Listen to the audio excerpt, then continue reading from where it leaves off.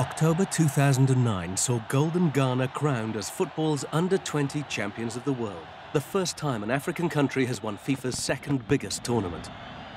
In 2006, the Black Stars made their first ever appearance in the senior FIFA World Cup, reaching the knockout phase.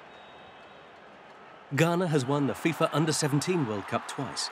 It has won the African Cup of Nations on 4 occasions. Players such as Michael Essien, Stephen Appiah and Suleiman Tari are now international superstars. What has inspired Ghana's consistent and growing success? Everywhere you go in Ghana, there is evidence of its appetite for football. Shirts adorn the markets. There is fanatical support for their team.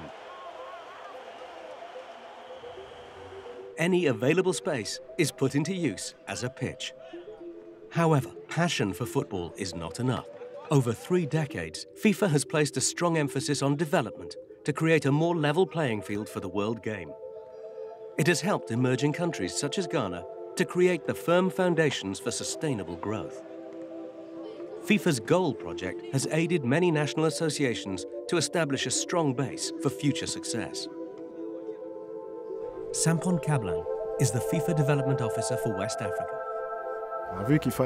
We realised that we had to give each club a home, a house of football, because many clubs in Africa, especially in the poorest countries, didn't have any. They didn't have a property where they could work in peace, where they could develop their football-related projects. Ghana has been supported over the years with funding for 3 separate goal projects. A new technical centre in Accra, the creation of Ghana's own House of Football, as well as new artificial pitches. If we travel to any of the countries in the sub-region, the effect of FIFA is felt.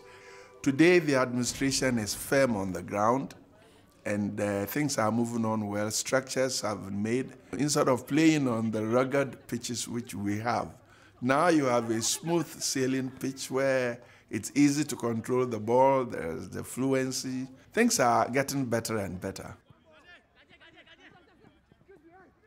FIFA also runs Futuro 3 courses, which provide support in essential areas, such as coaching, refereeing, administration and sports medicine, where teaching the teachers has a ripple effect. But things weren't always so positive. Abidi Pele, who made a massive impact on European football during the late 80s and early 90s, recalls the early days.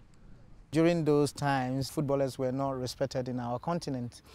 We think people really think that football is for the bad boys and boys who doesn't want to go to school.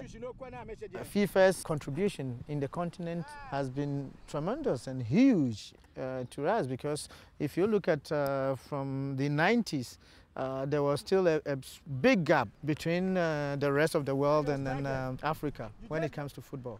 But today, no way. Today, we are not yet there, but we are getting closer. There is still much to be achieved, and this year's FIFA World Cup will be the acid test. No African country has gone further than Cameroon, which took England to extra time in the quarter-finals in Italy in 1990. If we get to the semi-finals, to me, it will be a sign of development. And then we can ultimately say that having played in the semi-finals, now we must make an attempt to win the finals. Let's take care of ourselves, no injuries. Selas Tete, coach of the World Cup winning under-20 side, is confident that Ghana's senior team will perform well. With proper organization, proper planning, and a very good mentality, I believe that Ghana will go very far. And by the special grace of God, I believe that by 5 years to come, this nation will be exploding with beautiful football and good footballers.